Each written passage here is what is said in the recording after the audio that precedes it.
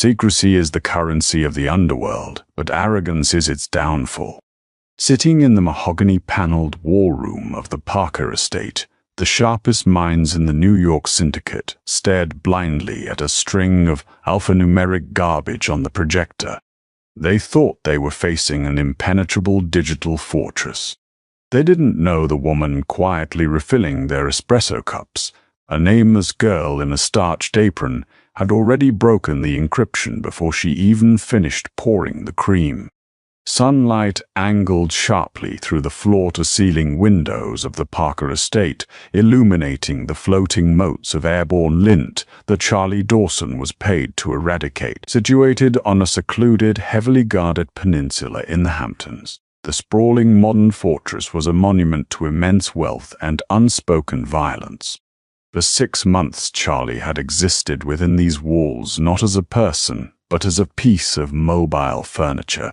She was the maid, the girl who polished the imported Carrara marble countertops, who meticulously aligned the Lalique crystal decanters in the study, and who scrubbed the intricate grooves of the antique Persian rugs until her knuckles turned raw. Invisibility was her greatest asset.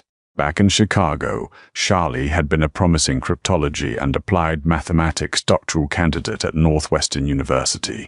Her world had consisted of prime numbers, algorithms, and the quiet sanctuary of the university library. That was before her father, Arthur, a brilliant but hopelessly addicted gambler, had borrowed $500,000 from the outfit to fund a guaranteed stock tip that crashed overnight. When the collectors came, Arthur vanished. The debt, by the brutal laws of the underworld, transferred to his only living relative. Charlie had come home to a ransacked apartment and a polite, terrifying voicemail giving her 1 week to pay. Survival dictated immediate flight. She abandoned her degree, her identity, and her future, boarding a Greyhound bus eastward with nothing but $300 and a forged reference letter. The cash-only domestic staff position at the Parker estate was supposed to be a temporary hideout, a place so deeply entrenched in the shadows that the Chicago mobs would never dare cross into its jurisdiction. Working for the Parker family required a deliberate suppression of the senses. You did not look at the men who arrived in armored Maybachs. You did not listen to the muffled arguments echoing from the soundproofed billiard room. You certainly did not ask questions when asked to bleach a perfectly good silk rug at 3 in the morning. Duran Parker demanded absolute perfection. Taking the reins of the syndicate after his father succumbed to a sudden, highly suspicious heart attack, Durand had aggressively modernized the family's operations. At 32, he was a terrifying hybrid of old-world ruthlessness and Silicon Valley efficiency. Tall, broad-shouldered, and possessing a gaze that felt like a physical weight, Durand moved through his estate like a dark sovereign. His bespoke Brioni suits never wrinkled. His voice rarely rose above a calm, measured baritone, which only made him more intimidating. When Durand entered the room, the temperature seemed to drop. The guards stood straighter, the capos stopped breathing, and the domestic staff practically melted into the plaster.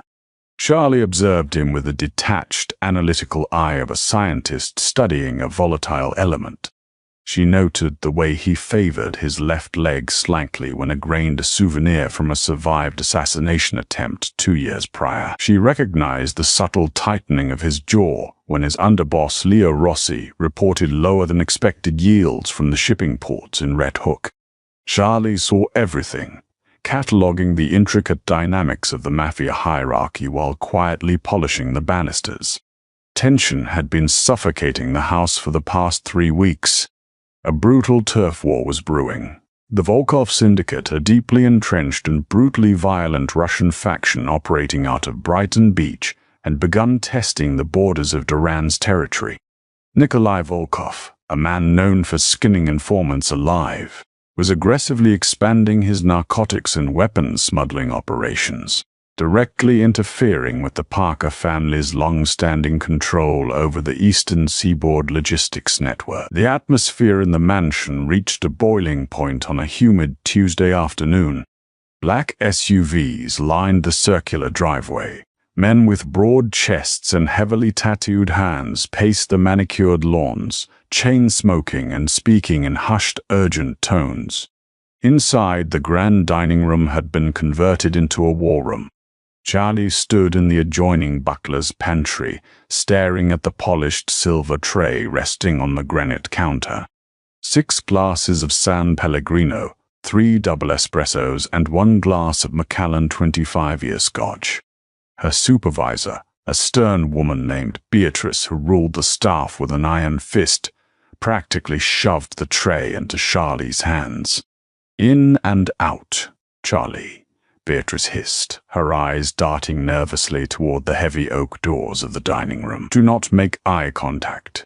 Do not linger. Pour the water, set the coffee, and vanish. Mr. Parker is in a foul mood today." Nodding silently, Charlie adjusted the stiff collar of her gray uniform. She took a deep breath, perfectly balancing the heavy silver tray, and pushed through the swinging doors into the lion's den. The air inside the room was thick with tension, smelling of expensive cologne, roasted coffee beans, and raw fear. Walking into the war room required a performance of utter insignificance. Charlie kept her eyes downcast, focusing entirely on the rim of the tray and the polished oak floorboards. At the head of the massive table sat Durand Parker, his dark hair impeccably styled, his expression carved from granite. He was gently turning a heavy silver lighter over and over in his long, calloused fingers. The metallic plink-clink was the only sound cutting through the heavy silence. Flanking him were his top lieutenants, Darren Giordano, a massive enforcer with a scar dissecting his left eyebrow, and Leo Rossi, the smooth-talking underboss who currently looked like he was suffering from a migraine. At the far end of the table, pacing nervously in front of a massive smartboard monitor, was Gregory, the syndicate's chief cybersecurity expert. Gregory was sweating profusely, the damp patches spreading under the arms of his expensive dress shirt. "I need you to understand, boss," Gregory stammered, frantically wiping his forehead with a handkerchief. "This isn't standard encryption. It's not a simple PGP key or an RSA token. The Volkovs have hired someone completely off the grid. This is military-grade, custom-built cryptography." Durand stopped turning the lighter. The silence that followed was physically oppressive. Charlie silently approached the table, moving like a ghost. She set the glass of Macallan near Durand's right hand, careful not to let the crystal clink against the wood. "They hijacked $30 million worth of untraceable bearer bonds, Gregory," Durand said, his voice a lethal, quiet purr. "They slaughtered 4 of my best men at the docks. And instead of fencing the bonds, Nikolai sends a digital file to my personal server. A file you are telling me you cannot open. I can open the file, Mr. Parker." Gregory swallowed hard. "It's the text inside. It's a cipher. A taunt. I've run it through 3 separate brute force algorithmic decryptors. We've tried frequency analysis, dictionary attacks, everything. It just outputs more garbage." Charlie moved around the table, pouring the sparkling water for Darren. Out of pure, ingrained curiosity, her eyes flicked upward toward the glowing 70-inch smartboard. The screen was filled with lines of chaotic text. It looked like a random assortment of alphanumeric characters interspersed with Cyrillic letters and bizarre spacing. X7VQP. 9L. 4EMR. Most people would see static. Charlie's brain, however, was hardwired for pattern recognition. Even as she poured the espresso for Leo, her mind involuntarily locked onto the screen. It wasn't random. True randomness in computing is incredibly difficult to achieve. Algorithms always leave a fingerprint. She noticed the grouping. The text was formatted in blocks of 5 characters. That was a classic hallmark of radio transmission ciphers, designed to prevent telegraph operators from guessing words based on length. But there was a secondary layer. The Cyrillic characters weren't part of the alphabet being used. They were markers. Spacers. Charlie shifted to the next chair. It's a polyalphabetic substitution, she thought, her pulse quickening slightly. A Vigenère cipher, but they're using the Cyrillic characters as rotational shift indicators. Every time a Cyrillic letter appears, the alphabet matrix shifts based on its numerical position in the Russian alphabet. It was clever, but it was mathematically flawed. The creator had relied on the complexity of the secondary shift to hide the primary weakness of the Vigenère cipher, repeated sequences. Charlie's eyes darted across the 3rd paragraph. There it was. The sequence 7VQP repeated exactly 42 characters later. The key length was a factor of 42, 6 or 7. So, you're telling me, Duran's voice snapped Charlie back to reality, that the Volkovs are sitting on my money, taunting me with the location of their next strike, and my multi-million-dollar tech division is beaten by a word puzzle? I need more time, boss, Gregory pleaded. A week. Maybe less if I can outsource some processing power to a server farm in Iceland. Al. You have until midnight, Duran replied coldly, picking up the glass of Macallan. If that screen isn't legible by the time the clock strikes 12, I'm going to have Darren break your hands. You won't be typing anything ever again. Charlie finished her rounds, placed her tray against her hip, and backed out of the room, her heart hammering against her ribs. The rest of the day was a blur of mindless physical labor. Charlie polished silver, vacuumed the guest wing, and sorted the dry cleaning.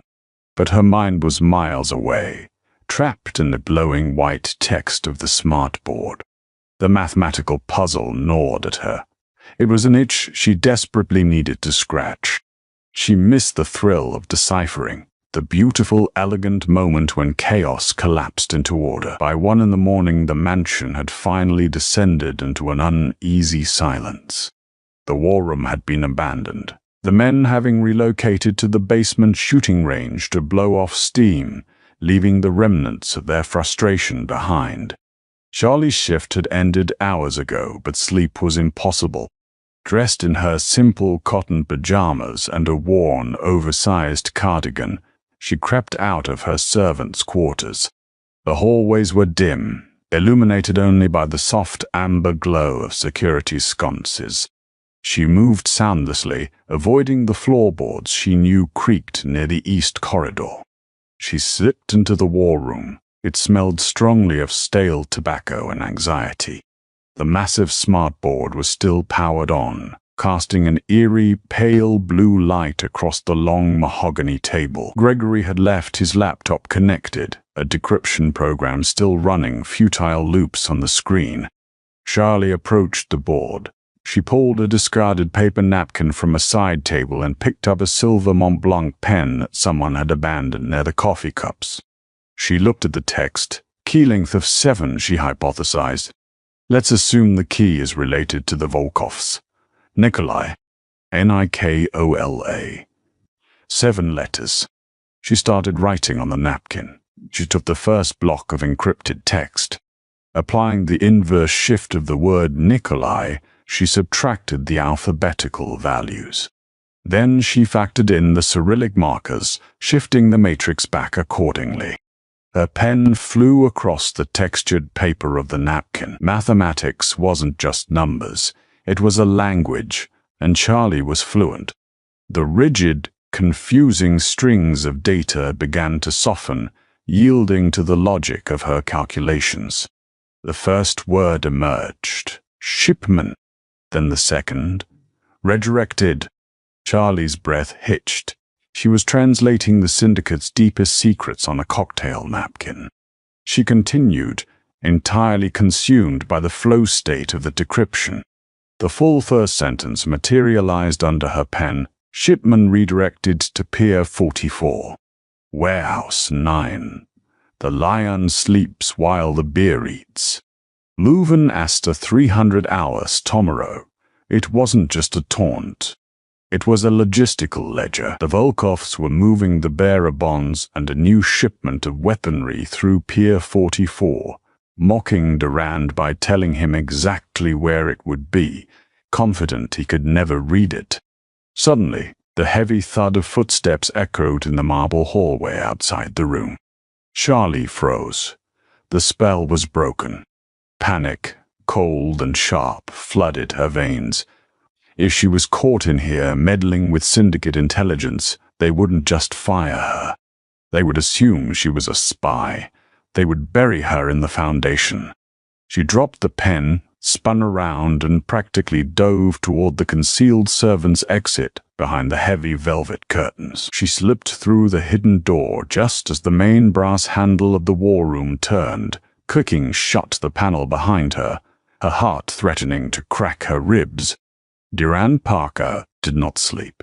Sleep was a vulnerability, a state of unconsciousness where enemies could plot and empires could crumble. He walked into the war room at 1:15 a.m., a fresh tumbler of bourbon in his hand, his tie loosened around his collar.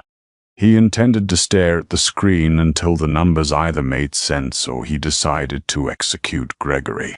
He flipped the light switch. The overhead chandeliers flared to life, banishing the blue glow of the monitor. Durand walked slowly toward the head of the table, his eyes fixed on the maddening cipher. Then he saw it, sitting perfectly centered on the dark, polished mahogany. Directly beneath the smartboard was a white cocktail napkin. Beside it lay his silver Mont Blanc pen. Durand's brow furrowed. His security was absolute. Nobody entered this room without his explicit permission. He set his bourbon down and picked up the napkin. The handwriting was small, elegant, and hurried. Beneath a series of complex mathematical notations, matrix grids, and Cyrillic translations, a clear, plain English sentence was written out in blacking. Shipman redirected to Pier 44, where it is 9. The LIMN sleeps while the beer eats. Movement to 0300 hours tomorrow. Durand stopped breathing. He stared at the napkin, then looked up at the screen. The translation matched the exact length and structure of the first paragraph perfectly. The code was broken. His first instinct was not relief, it was intense, blinding suspicion.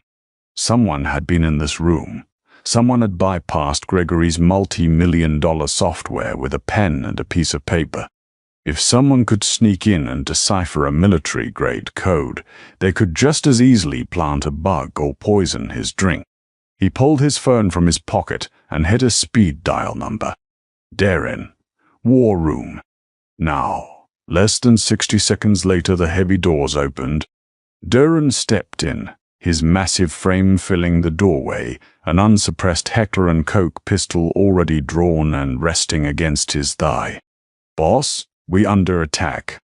Are you? Someone was in here, Durand said softly, holding up the napkin. They solved the Volkov cipher. Darren blinked, looking around the empty room. Gregory? If Gregory could solve this, he wouldn't be sweating through his shirt 10 hours ago, Durand countered, his voice dropping to a dangerous register. This was done by hand, recently. The ink is barely dry. Durand moved swiftly to the corner of the room, accessing the hidden keypad behind a framed oil painting.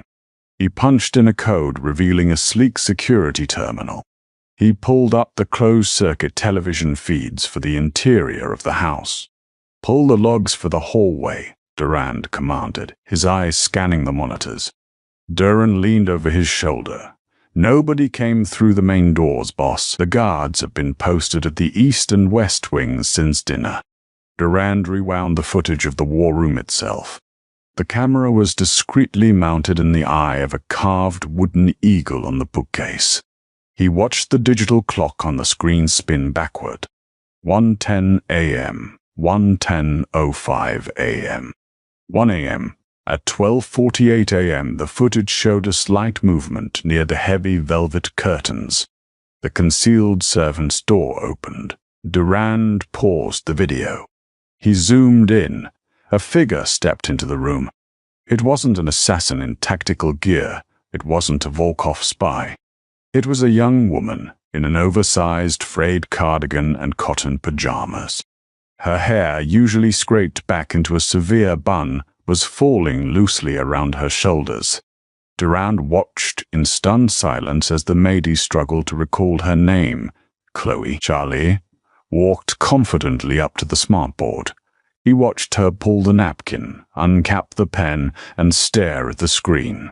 For 20 minutes she didn't move her eyes from the data, her hand working furiously over the paper. "Is that the cleaning girl?"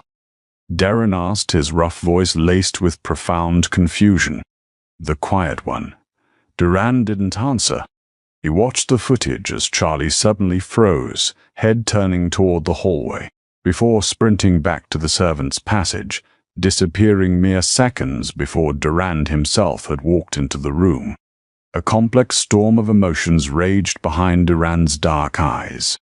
Anger, paranoia, and a sharp, sudden spike of intense fascination. A domestic servant earning $20 an hour off the books had just effortlessly dismantled a cryptographic wall that had bested his entire cyber division.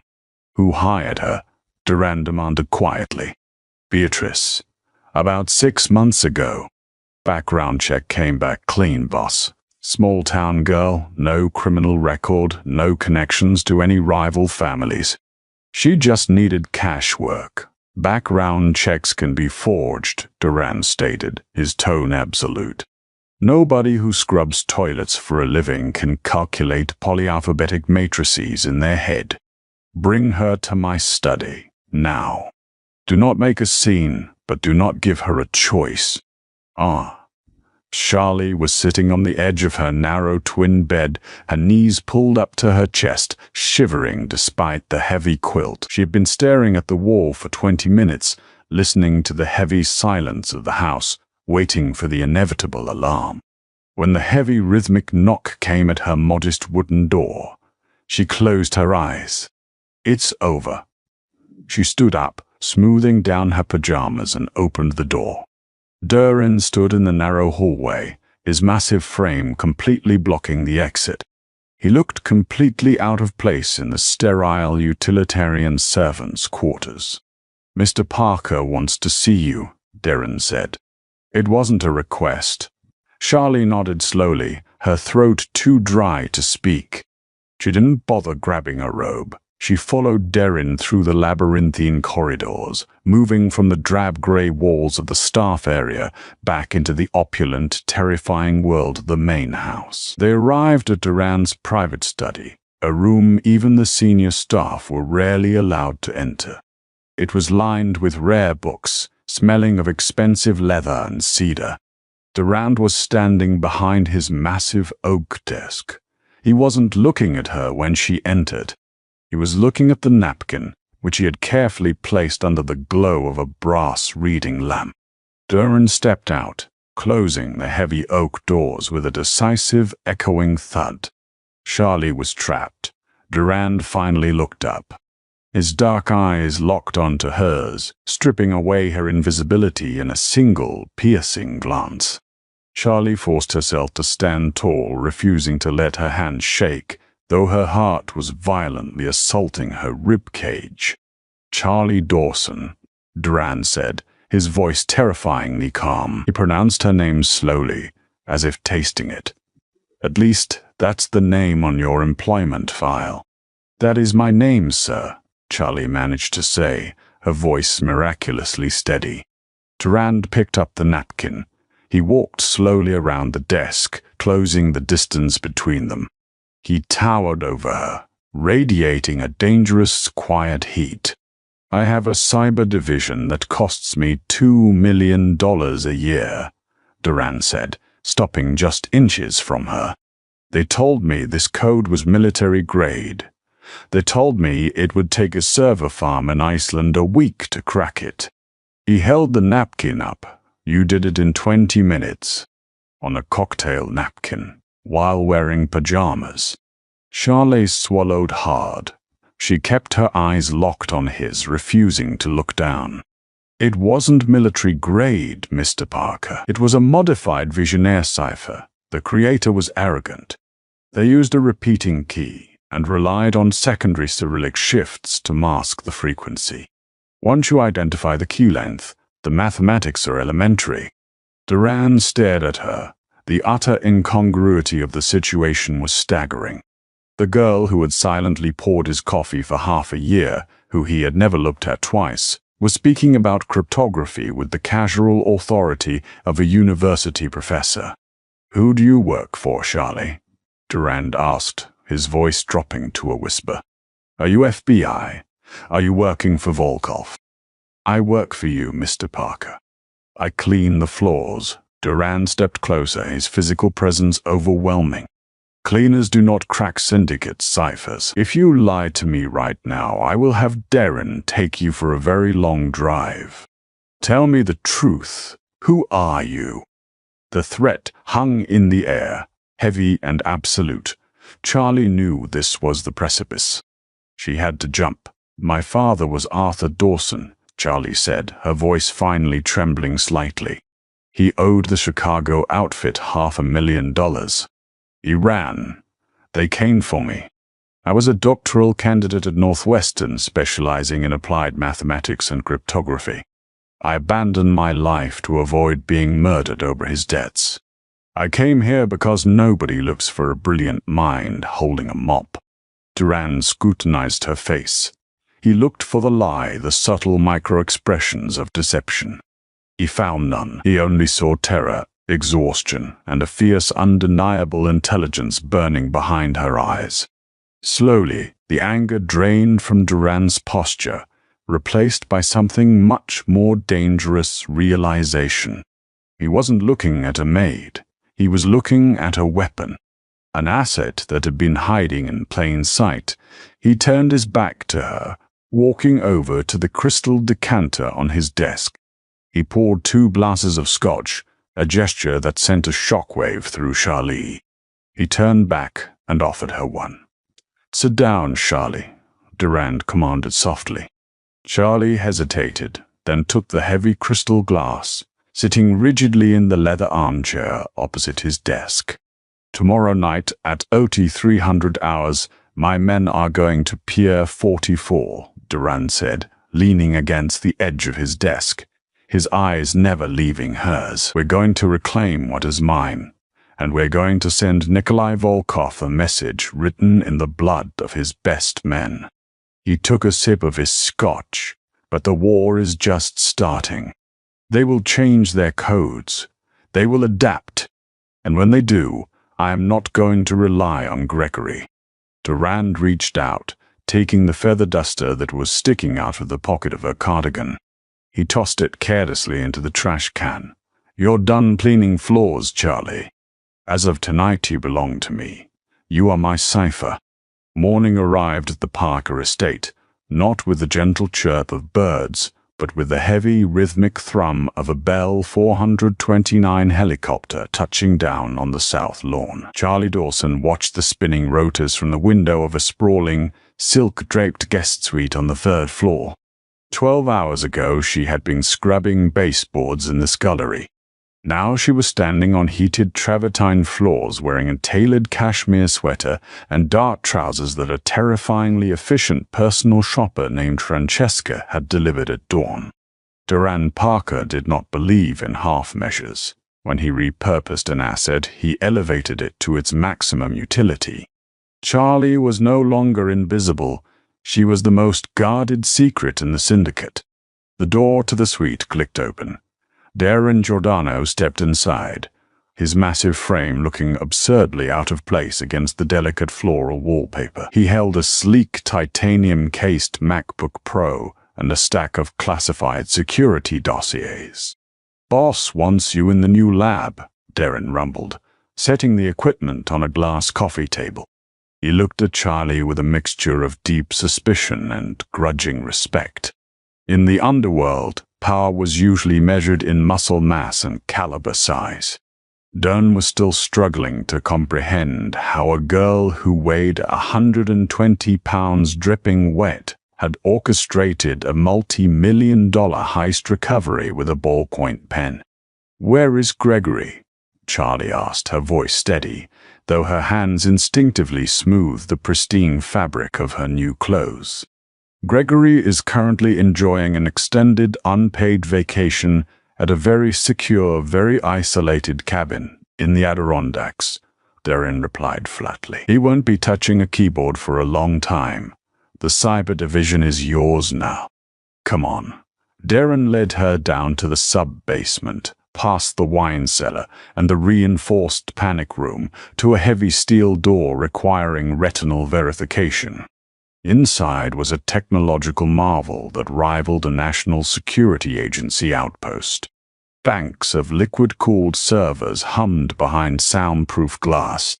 Multiple ultra-wide monitors displayed real-time tracking data, global shipping logistics, and dark web traffic nodes. Durand was already there, leaning over a central digital map table. He wore a crisp white shirt, the sleeves rolled up to reveal forearms corded with muscle and faint, jagged scars. He looked up as Charlie entered. The air in the room instantly felt denser, charged with an electric tension that had nothing to do with the server rack. Pier 44 was a flawless victory, Durand stated, his dark eyes locking onto hers. "My strike team moved in exactly at 0300 hours. The Volkov men were entirely unprepared. We recovered the bearer bonds and intercepted enough C4 explosives to level a city block. Nikolai Volkov lost $30 million and 6 of his top lieutenants because of your napkin." Charlie walked slowly toward the map table, her analytical mind immediately cataloging the data streams on the screens. "He will know there was a leak. He won't assume his encryption was broken. The ego of a syndicate boss usually prevents them from admitting structural failure. He'll assume you have a rat in his organization." A sharp, genuine smile touched the corner of Durand's mouth. It was a terrifyingly handsome expression. Exactly. He spent the morning tearing apart his own inner circle. 2 of his capos were found floating in the East River an hour ago. "He's doing our work for us." Durand stepped closer, entering her personal space. Charlie forced herself not to step back. The scent of bergamot, leather, and gunpowder clung to him. "But paranoia breeds caution," Durand continued, his voice dropping to a smooth, dangerous baritone. "Nikolai has instituted a complete communications blackout. They've abandoned radio frequencies and standard cellular networks. My surveillance teams are blind. I need you to find them again." "Ow!" Charlie turned her attention to the monitors. The fear that had kept her paralyzed for 6 months was slowly being replaced by the intoxicating thrill of the puzzle. This was what she was born to do. "Standard surveillance won't work," Charlie murmured, her fingers hovering over a mechanical keyboard. "If they are using heavily encrypted mesh networks or localized Tor nodes, packet sniffing is useless. We need to look for the absence of data, not the data itself." "Explain," Durand ordered, leaning heavily on the table next to her. "When a massive criminal enterprise suddenly goes dark, they leave a negative footprint. A vacuum." Charlie typed a rapid sequence of commands, bypassing the standard operating system and dropping directly into a command line interface. "We mapped the historical data traffic of known Volkov shell companies, the import-export fronts in Brighton Beach, the real estate holdings in Brooklyn. I'll write a Python script to cross-reference the sudden drops in broadband usage with localized spikes in encrypted short-wave burst transmissions. We aren't looking for their words. We are looking for their shadows." Durand watched her hands fly across the keys. The raw, unfiltered intelligence radiating from her was magnetic. He had spent his entire life surrounded by men who solved problems with brass knuckles and intimidation. Watching Charlie dismantle an enemy empire with lines of code was like watching a master artist paint. "Do it," Durand commanded softly. "Whatever resources you need, they are yours. You answer only to me." For the next 72 hours, the sub-basement became Charlie's entire world. She barely slept, sustained by a steady stream of black coffee and the adrenaline of the hunt. She utilized advanced traffic analysis algorithms, exploiting vulnerabilities in the commercial Cisco routers the Volkov fronts used. By the third night, she found the thread. "They aren't using digital text at all," Charlie announced into the intercom, her voice hoarse. 10 minutes later, Durand strode into the lab, a tailored suit jacket slung over his shoulder. "What did you find?" Charlie pointed to a screen displaying a series of high-resolution digital photographs. They were pictures of mundane street scenes, uploaded to an obscure public image hosting forum popular with amateur photographers in Eastern Europe. "Steganography," Charlie said, her eyes burning with exhaustion and triumph. "It's the practice of concealing a file, message or image within another file. Nikolai's network isn't dark, it's hiding in plain sight. They are slightly altering the hex code of the least significant bits of the image pixels. To the naked eye, it's a picture of a coffee shop in Warsaw. To a decryption algorithm, it's depict. It's a detailed blueprint of the Parker supply lines." Durand stared at the screen, then looked down at Charlie. The dark circles under her eyes only seemed to emphasize the fierce, unyielding light within them. "Can you extract it?" "I already did," Charlie said, hitting the enter key. The image of the coffee shop dissolved, replaced by a stark, terrifying list of coordinates and names. Durand's breath hitched. It was a hit list, and at the very top, written in clear, chilling text, was a specific target: the handler. "Identify and eliminate the Parker cryptographer." Silence descended upon the underground lab, heavy and suffocating. Charlie stared at the decrypted hit list, the blood slowly draining from her face. She had spent the last week playing a digital game of chess, treating the Volkov syndicate as abstract variables in a mathematical equation. The stark reality of the words on the screen violently dragged her back to the physical world. Identify and eliminate the Parker cryptographer. She wasn't just a ghost in the machine anymore. She was the primary target of a brutal Russian Mafia war. Durand moved instantly. The cold, calculating syndicate boss vanished, replaced by a predator assessing a lethal threat. He slammed his hand onto a red panic button beneath the desk. "Darren, full lockdown," Durand barked into the secure comms line. "Tier 1 security protocols. Nobody enters or exits the estate.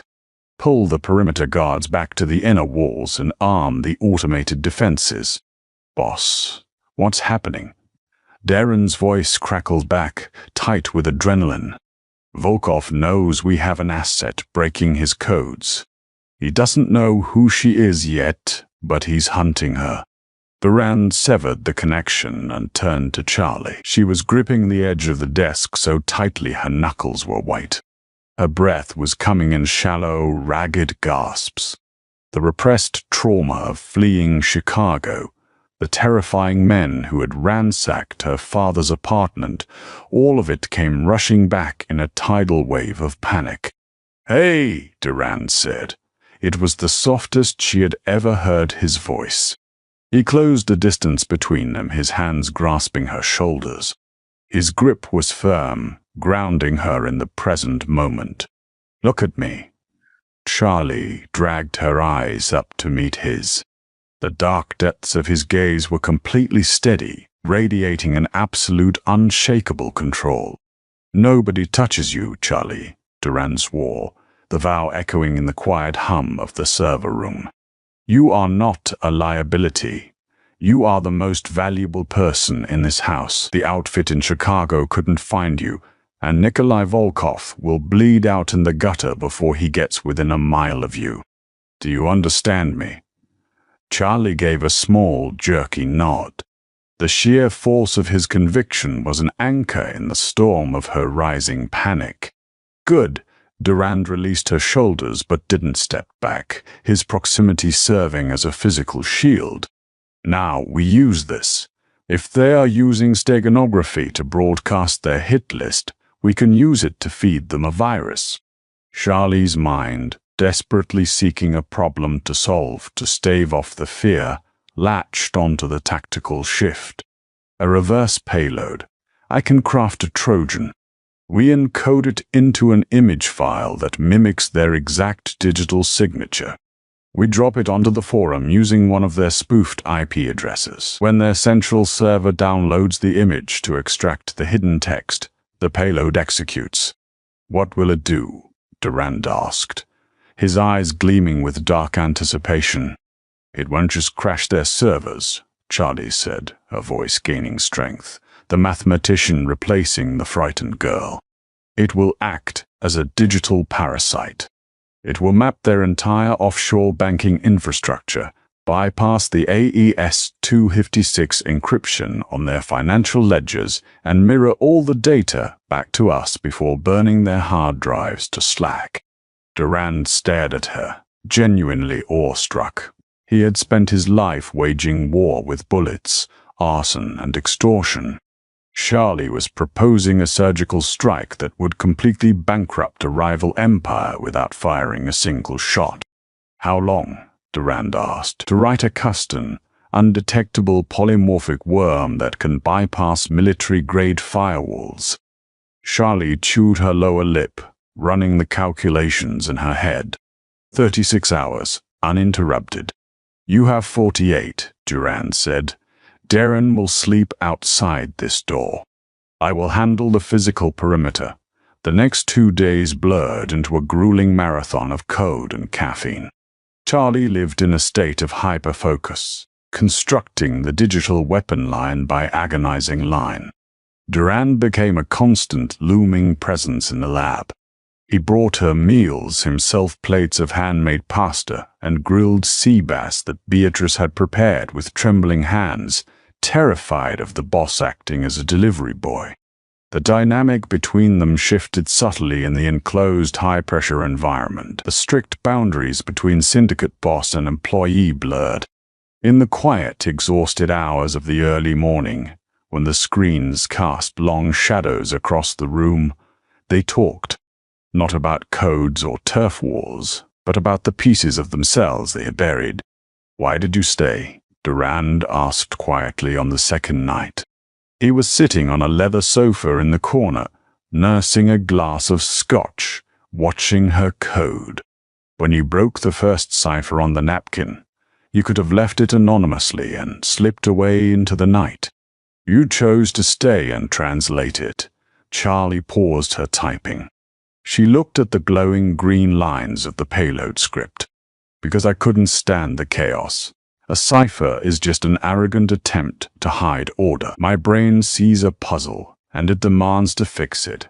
Leaving that screen unsolved felt like leaving a bone broken. She turned to look at him, her defenses lowered by profound exhaustion. Why did you build all of this, Durand? The fortress, the guards. You run this empire like a military general, not a gangster. Because my father was a gangster, Durand replied, his voice devoid of warmth. He relied on fear, loyalty, and tradition got him poisoned at a steakhouse in Manhattan. I realized then that emotion is a vulnerability. Flesh is weak. Systems, protocols, architecture, these are things you can control. He looked at her, his dark eyes intensely focused. Until you walked in and dismantled my $2 million system with a piece of paper.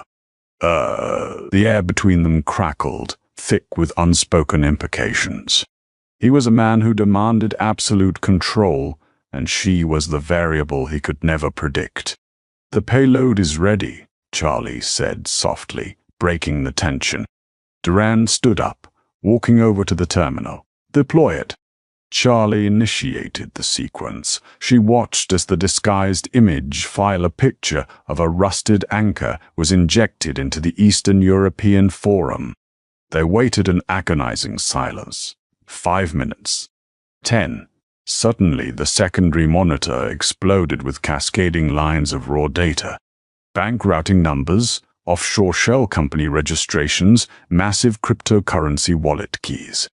The Trojan had breached the Volkov mainframe. "We have them," Charlie whispered, her hands shaking as she routed the incoming data to secure, encrypted cold storage drives. "Durand, I'm pulling their entire financial ledger. We own them." Before Durand could respond, the primary security monitor above the desk flashed a violent, pulsing crimson. A harsh, electronic siren pierced the silence of the lab. "Breach." The automated voice of the estate's AI system echoed through the intercom. "Warning, perimeter breach. Sector forward. Eastern wall compromised. Multiple armed hostiles detected." Durand's head snapped toward the door. The Volkovs hadn't waited for the hit list to be executed. They had brought the war to the front gates. Panic is a luxury neither of them could afford. The blaring siren in the sub-basement was deafening, a mechanical scream that shattered the fragile, quiet intimacy of the previous hour. On the primary security monitor, the schematic of the Parker estate flashed a violent, pulsing crimson along the eastern perimeter. Durand moved with terrifying precision. The quiet, contemplative man vanished, instantly replaced by the ruthless syndicate boss who had survived a dozen assassination attempts. He lunged toward a concealed biometric safe embedded in the concrete wall behind the server racks. The heavy steel door hissed open, revealing a tactical armory.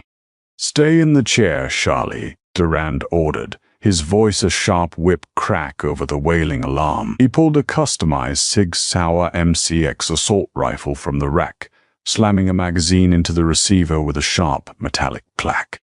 "Do not stop the download. If we lose connection now, the Trojan will alert their sysadmins before the burn protocol executes."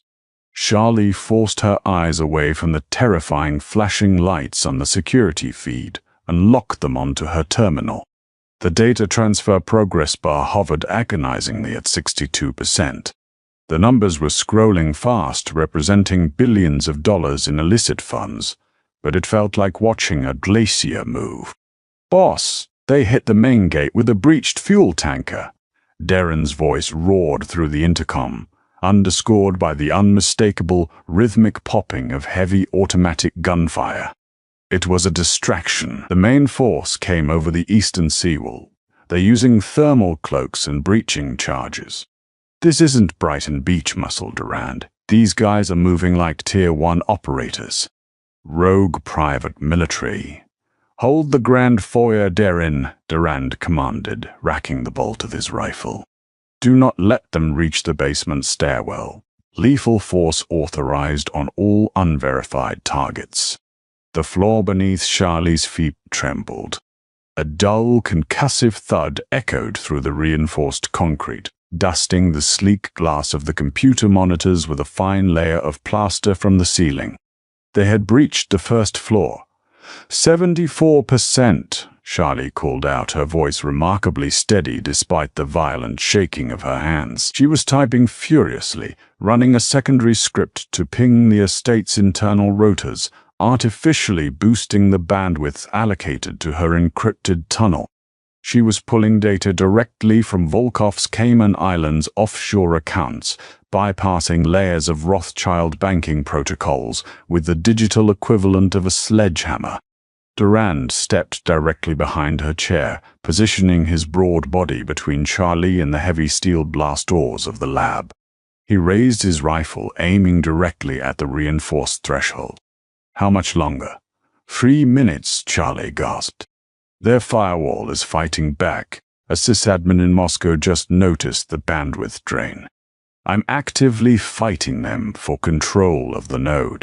"Win," Durand said simply. It wasn't an encouragement. It was an absolute command. The heavy, rhythmic thud of combat boots echoed down the concrete corridor outside the lab. The fighting had spilled into the sub-basement. Through the thick steel door, Charlie could hear muffled shouting in harsh, staccato Russian, followed by the terrifying whine of a high-powered plasma-cutting torch igniting. Sparks began to shower from the edge of the door frame. The Volkov kill squad had reached them. 88%. Charlie's fingers flew across the mechanical keyboard, her mind compartmentalizing the terror. She wasn't in a bunker under siege. She was in a digital arena, wrestling with an invisible opponent miles away. She executed a localized denial-of-service attack on the Moscow sysadmin's IP, flooding their terminal with garbage data to buy herself 90 seconds of uninterrupted access. The sparks at the door turned into a blinding, molten orange line. The steel was giving way. "Almost there, Charlie," Durand murmured, his voice calm, his breathing slow and measured. He didn't flinch as a chunk of glowing metal hit the floor. 95. The heavy locking mechanism of the blast door groaned, the metal warping under the extreme heat of the torch. 99. The door violently blew open, concussive force sending a shock wave through the room. Smoke and pulverized concrete filled the air. Two figures dressed in heavy black tactical gear breached the threshold, raising their weapons. Durand fired. The deafening roar of the MCX in the enclosed space was physically painful. He dropped the first mercenary with a flawless 3-round burst to the chest armor, then seamlessly pivoted, taking the second man down before he could even register the ambush. 100%, Charlie screamed over the ringing in her ears. She slammed her palm onto the enter key. Download complete. Executing the burn protocol. On the secondary monitor, a massive string of command lines flashed green. The Trojan payload detonated inside the Volkov mainframe. It didn't just delete files, it actively scrambled the hexadecimal structure of their solid-state drives, rendering any data recovery impossible. In less than 10 seconds, the financial heartbeat of the Volkov syndicate flatlined. "Charlie," Durand dropped the empty magazine, seamlessly loading a fresh one. "Find their commander, now." Charlie's hands shook violently, but she grabbed the mouse. She isolated the short-wave radio frequencies transmitting near the estate. She found an encrypted tactical channel bouncing off a cell tower in East Hampton. "I have their comms," Charlie said, her voice raw. "Patch me in. Unencrypted. Broadcast it to every headset in the building." Charlie hit a switch on the mixing console, turning Durand's headset microphone into a localized radio tower. Durand stepped over the bodies at the doorway, his eyes burning with dark, lethal authority. He spoke into the microphone, his voice echoing not just in the lab, but in the earpieces of every mercenary currently assaulting his home. "This is Durand Parker. To the men currently dying in my hallway, your employer, Nikolai Volkov, is bankrupt. As of 30 seconds ago, his offshore accounts in the Caymans, his Swiss safety deposits, and his shell companies in Cyprus have been completely drained." The gunfire echoing from upstairs abruptly ceased. A heavy, confusing silence fell over the estate. Mercenaries fought for money, not loyalty. "Check your encrypted pay portals," Durand continued, his voice a smooth, deadly purr. "The escrow accounts holding your operational fees are empty. You are fighting a war for a ghost. Lower your weapons, walk out the front gates, and you get to live. Take one more step into my house and you will die for a man who cannot even afford your funeral." The silence that followed was thicker than the cordite smoke hanging in the air.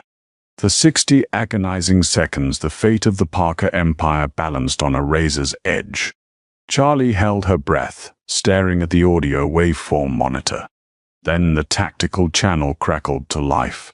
A rough voice with a heavy South African accent spoke, confirming zero balance on the primary and secondary escrow nodes. "The contract is void. Fall back. All units, break contact and evacuate." The tense, coiled energy in the sub-basement slowly began to dissipate. The sound of retreating footsteps echoed above them. The siege was broken. The mercenaries, realizing they had been left holding an empty bag, were abandoning the sinking ship. Durin's voice came over the intercom, breathless and rough. "Boss, boss, they're pulling out, loading into their armored transports and hauling us down the Montauk Highway. We held the line. Secure the perimeter, Durin. Lock down the wounded and get the cleanup crew on site," Durand replied, finally lowering his rifle. He engaged the safety and set the weapon down on the map table. He turned slowly to face Charlie. She was still sitting in the ergonomic chair, bathed in the pale blue light of the monitors. She looked exhausted, her hair plastered to her forehead with cold sweat, dust covering her shoulders. But as she looked up at him, the fear was gone. In its place was a fierce, undeniable triumph. She had just dismantled a global crime syndicate with a keyboard. Durand walked toward her, the adrenaline of the firefight bleeding away, replaced by an overwhelming sense of awe. He reached out, his calloused hands gently resting on the armrests of her chair, boxing her in. He leaned down, his face inches from hers. "What did you do with the money, Charlie?" he asked softly. Charlie met his gaze, her heart hammering a frantic rhythm against her ribs. The proximity of him, the smell of gunpowder and expensive cologne, was intoxicating. "It's sitting in a newly established, deeply encrypted ghost wallet on the blockchain," Charlie replied, her voice barely a whisper. $3.2 billion. Only I have the private key." Durand stared at her, an unreadable expression crossing his sharp features. "You could disappear right now. You could walk out of here, buy an island, and never have to look over your shoulder again. You have the ultimate leverage." "I don't want an island," Charlie said, surprising herself with the absolute certainty in her voice. The life she had known in Chicago, the quiet, safe, predictable academic world, felt like a distant dream. She had tasted the fire, the intoxicating thrill of power and consequence. She didn't want to hide anymore. "What do you want, Charlie?" Durand's voice dropped an octave, a dangerous, thrilling vibration. "I want the debt cleared," Charlie said firmly. "My father's debt to the Chicago outfit. I want it erased, and I want a seat at the table. Not as a maid, not as an asset locked in a basement.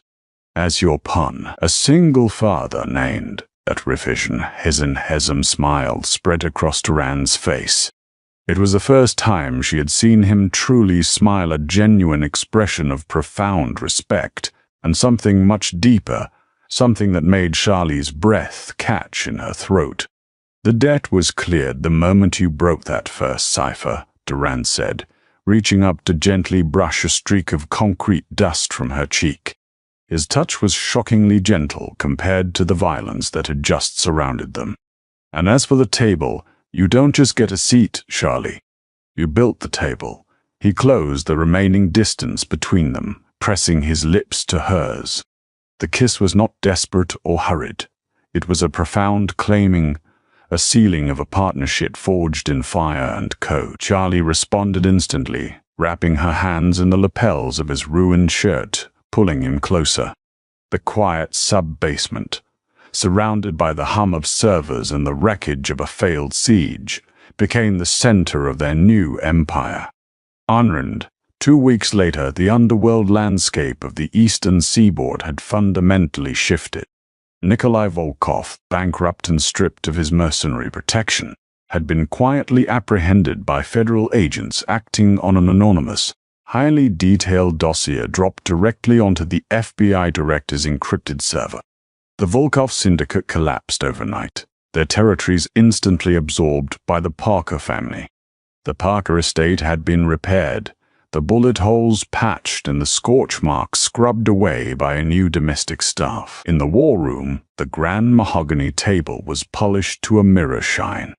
Sitting at the head of the table was Durand Parker, impeccably dressed in a dark bespoke suit. Flanking him were his capos, Darren and Leo, both looking slightly nervous. The doors to the war room opened. Charlie Dawson walked in. She was no longer wearing a grey cotton uniform. She wore a tailored, slate blue blazer and a silk blouse projecting an aura of absolute, terrifying confidence. She carried a sleek tablet instead of a silver serving tray. The men in the room immediately fell silent. They didn't look at her with dismissal anymore.